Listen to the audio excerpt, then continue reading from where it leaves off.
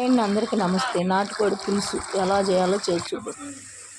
ఉల్లిపాయ, పచ్చిమిరపకాయ, కరివేపాకు, 4 చెక్క పలుకులు, 4 లవంగం పలుకులు తాలింపులో బాగా వేగనియాలి. అల్లం వెల్లుల్లి పేస్టు,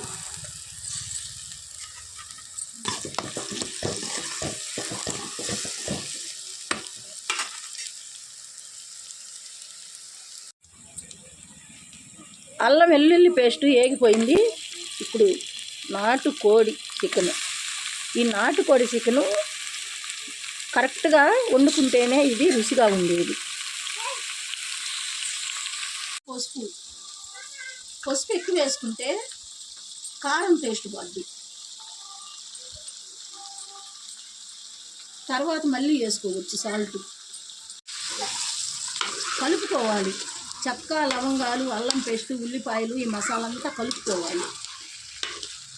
కలుపుకొని మూత పెట్టి ఒక 10 నిమిషాలు మగ్గనియాలి. ఈ గిన్నె చిన్న గిన్నె అయింది అమ్మ, అందుకని పెద్ద గిన్నె వేస్తున్నా.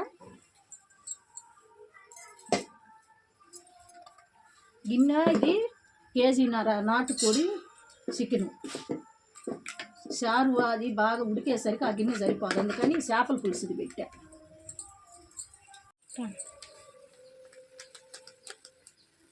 కొంచెం సంబార్ కారం వేసుకుంటే బాగా రుచిగా ఉంటుందని నేను కొంచెం సంబార్ కారం కూడా వేసాను. ఇది గొడ్డు కారం అంటారు. ఈ గొడ్డు కారం కూడా కొంచెం వేయాలి. అచ్చం సంబార్ కారం వేసినా రుచి ఉండదు, అచ్చం గొడ్డు కారం వేసినా రుచి ఉండదు.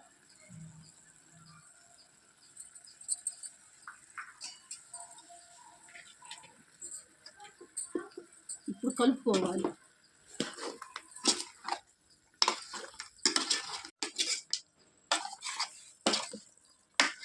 కారం వేసాక బాగా మసాలు, కారం, ఇదేం బాయిలర్ చికెన్ కాదు, నాటుకోడి. ఈరోజు మా పిల్లలు వచ్చారు, అందుకని చెప్పి నాటుకోడి దసరా స్పెషల్.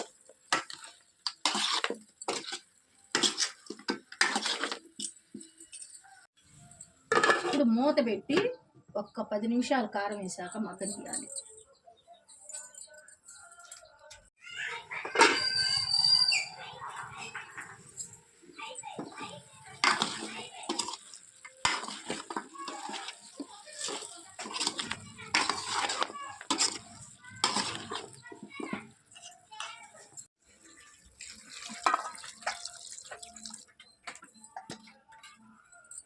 కేజీన్నర పైన ఉంది. నేనైతే 1 లీటర్ పోసిన.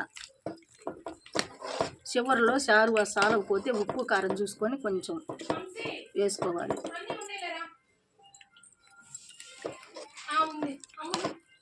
సాల్ట్ సరిపోలేదు, కొంచెం సాల్ట్. చివరిలో మళ్ళీ చారువా చూసుకొని, చారు సాలనట్టుంటే చారువా కొంచెం వేసుకోవచ్చు. అట్లా ఇప్పుడు ఉడకనియాలి బాగా ఒక 1/2 అవర్. 50% సగం ఉడికినాక మళ్ళీ కొంచెం అల్లం వెల్లుల్లి పేస్టు, కొంచెం ఉడికేటప్పుడు కరివేపాకు వేసుకోవాలి. ఈ అల్లం వెల్లుల్లి పేస్టు కరివేపాకులోనే రుచి నాటుకోడికి ఎప్పుడైనా. ఇప్పుడు సగం ఉడికింది, ఇంకో 50% ఉడకాలి.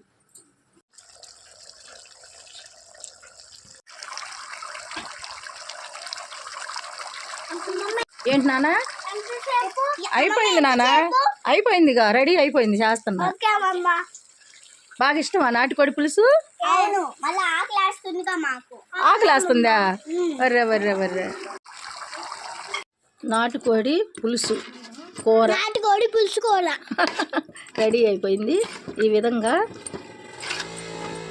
పర్ఫెక్ట్గా బాగా రుచిగా ఉంటుంది. కొలతల ప్రకారం అన్నీ బాగా ఉప్పు కారాలన్నీ దగ్గరుండి జాగ్రత్తగా వండుకుంటే సిదురు కాకుండా. కాదు కొంచెం మంట ఎక్కువే పెట్టాలి నాటుకోడికి.